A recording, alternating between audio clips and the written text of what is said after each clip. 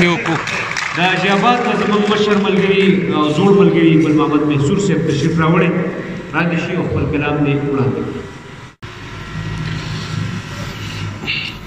بسم الله الرحمن الرحیم.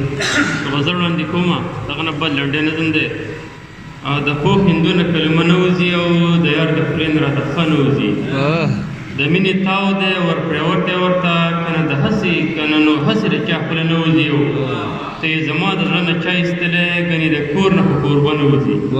او داسې ښکارېږي نن یې زړې ختمه ده او د تناره نه یې لمبه نه وځي.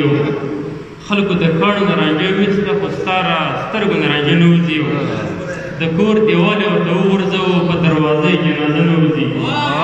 د کور دیوال یې ورته وغورځوو په دروازه یې جنازه نه وځي. بیا ووایه او د کور دیوال یې ورته وغورځوو په دروازه یې جنازه نه وځي. زما پوښتنه اوږه څنګه درکړمه د جنازو نه مې اوږه نه وځي. او د خپو که شر د محصور دی که څه زما نه بر نه